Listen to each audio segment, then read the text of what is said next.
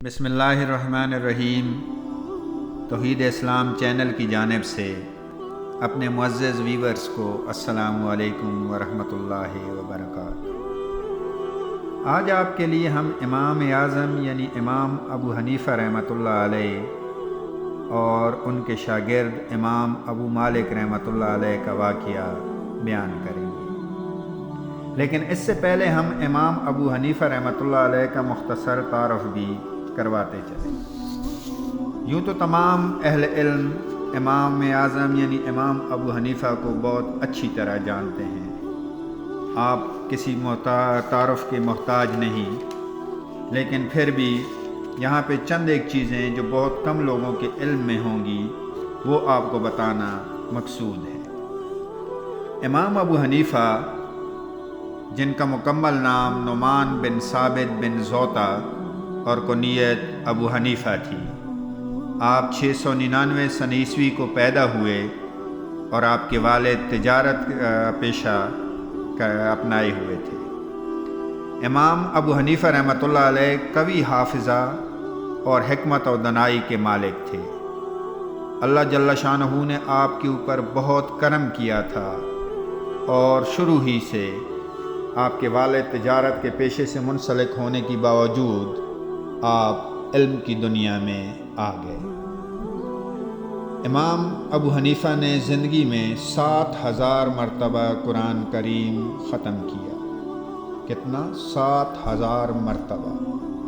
اور آپ ایک رات میں 2 رکعت کے اندر قرآن مجید پڑھ لیتے تھے۔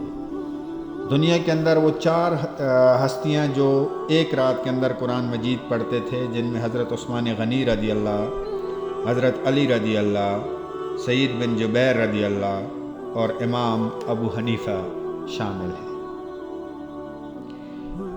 آپ زندگی میں 72 صحابہ کرام سے ملاقات کر چکے ہیں، جن میں حضرت انس بن مالک رضی اللہ جیسے جلیل القدر صحابی بھی شامل تھے۔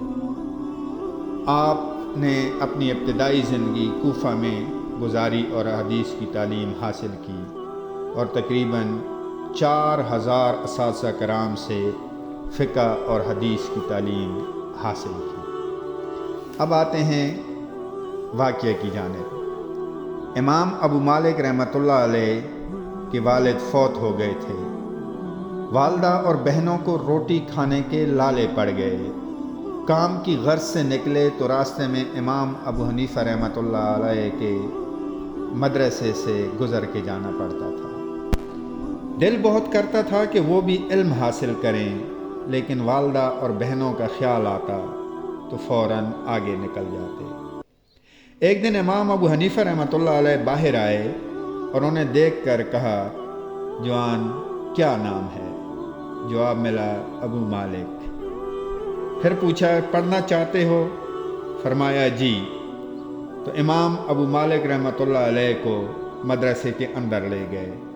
یوں امام ابو مالک رحمۃ اللہ علیہ صبح آتے اور شام تک امام ابو حنیفہ سے علم حاصل کرتے۔ گھر والے جب پوچھتے کہ کیا کام کرتے ہو اور کہاں کام کرتے ہو تو آپ گول مول کر جاتے۔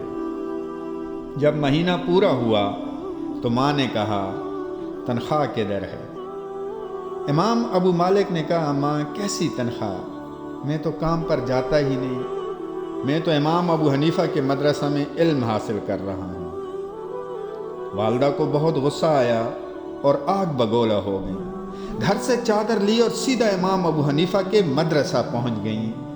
امام ابو حنیفہ اس وقت دور میں مشغول تھے۔ انہیں آواز دی، مولوی صاحب باہر آئیں۔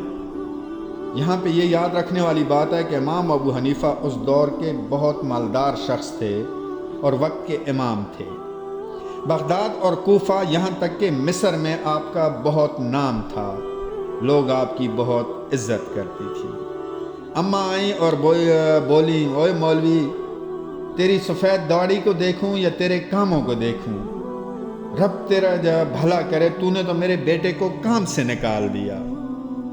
اب میں ایک بیوہ اور میری یتیم بچیاں کہاں جائیں گی؟ کیا تیرے مدرسے میں پڑھنے سے ہمارے گھر کا چولہا جل جائے گا؟ امام ابو حنیفہ انتہائی سعادت مندی کے ساتھ ان کے سامنے سر نیچے جھکائے ہوئے کھڑے ہیں اور باتیں سن رہے ہیں۔ جی اماں، جی بالکل ٹھیک ہے۔ جب کچھ دیر کے بعد اماں کا غصہ ٹھنڈا ہوا تو امام ابو حنیفہ نے کہا اماں اب میں کچھ کہوں؟ اماں نے کہا ہاں بولو۔ تو کہا اماں آپ کا بیٹا بہت قابل ہے، بہت ذہین ہے، اسے پڑھنے دے۔ اماں نے کہا مولوی صاحب وہ تو مجھے بھی پتہ ہے کہ میرا بیٹا ذہین ہے، لیکن ایک بیوہ ماں اور یتیم بچے جو یتیم بہنیں ہیں وہ کیا کھائیں گی؟ امام ابو حنیفہ نے انتہائی نرم لہجے میں دریافت کیا اماں آپ کے گھر کا خرچہ کتنا ہے؟ اماں کہتی ہیں کہ میں انتہائی کفایت شعاری سے گھر چلاتی تھی، 4 سے 5 درہم میں میرے گھر کا خرچہ چل جاتا تھا، لیکن میں نے غصے میں آ کے اس کو کہا 40 درہم ہیں، بول دے گا میرے گھر کا خرچہ؟ تو امام ابو حنیفہ نے فرمایا اماں اب آپ بے فکر ہو جائیں، آپ کو اب آنا نہیں پڑے گا، مہینہ پورا ہونے سے پہلے آپ کے 40 درہم یا دینار آپ کے گھر پہنچ جائیں گے۔ آج کل تو کوئی کسی کو 2 وقت کی روٹی نہیں کھلاتا ہے، ٹیوشن کی فیس کوئی کسی کے لیے معاف نہیں کرتا ہے، اور یہاں پہ استاد خود شاگرد کے خرچے اٹھانے کی بات کر رہا ہے۔ شاگرد کے خرچے نہیں بلکہ ان کے گھر والوں کے پورے مہینے کا خرچہ بھی برداشت کرنے کی بات کر رہا ہے۔ اور 1 دن نہیں، 2 دن نہیں، پورے 20 سال تک امام ابو حنیفہ رحمۃ اللہ علیہ امام مالک کے گھر خرچہ بھیجتے رہے اور ان کا سسٹم چلتا رہا۔ یقیناً کہنا اور سننا آسان ہے، لیکن پریکٹیکل کرنا بہت مشکل ہے۔ جب امام مالک کی والدہ نے امام ابو حنیفہ سے پوچھا کہ باقی سب تو ٹھیک ہے لیکن اتنا لکھ پڑھ کر میرا بچہ کرے گا کیا، کام کیا کرے گا؟ تو امام ابو حنیفہ نے ایک انتہائی سوچ بچار کے بعد جواب دیا اماں آپ کا بیٹا بادشاہوں کے ساتھ ان کے تخت پہ بیٹھ کر کھانا کھایا کرے گا۔ وقت گزرتا گیا، وقت رکنے والی چیز نہیں ہے۔ امام ابو حنیفہ کا وصال ہو گیا۔ ہارون الرشید کا دور تھا، اس نے بلا کے امام ابو مالک کو چیف جسٹس لگا دیا۔ جب امام مالک کو چیف جسٹس لگایا تو وہ بہت خوش ہوئے اور اپنی والدہ کو خط لکھا کہ آپ کا بیٹا چیف جسٹس لگ گیا ہے، آپ میرے پاس آ جائیں۔ ادھر امام ابو مالک ہارون الرشید سے ملنے دربار گئے۔ جب وہاں پہنچے تو امام ابو مالک جیسے ہی پہنچے ان کے آنے کی خبر ہارون الرشید کی بیوی کو بھی مل گئی، جو کہ بہت اللہ والی اور زہد اور تقوی والی عورت تھی۔ انہوں نے حلوہ بنا کر بھیجا۔ ہارون الرشید نے وہ حلوہ تخت پر رکھا درمیان میں اور امام ابو مالک کو کہا امام صاحب آپ بھی میرے ساتھ آ جائیں۔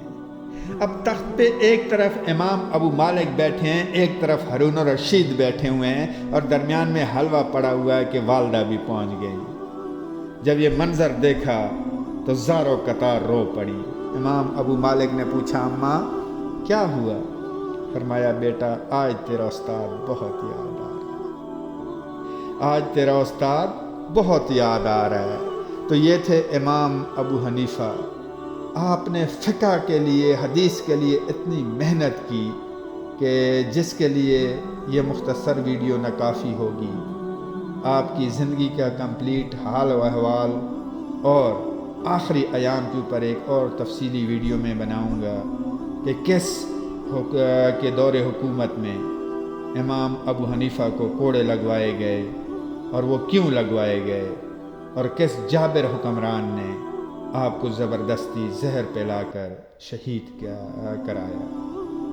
دعا ہے کہ اللہ جل شانہ ہم سب کو ان کی تعلیمات سے فیضیاب ہونے کی توفیق نصیب فرمائے۔ اگر ویڈیو پسند آئی ہو تو ہمارے چینل کو لائک اور سبسکرائب ضرور کر دیجیے گا۔ وما علینا الا البلاغ۔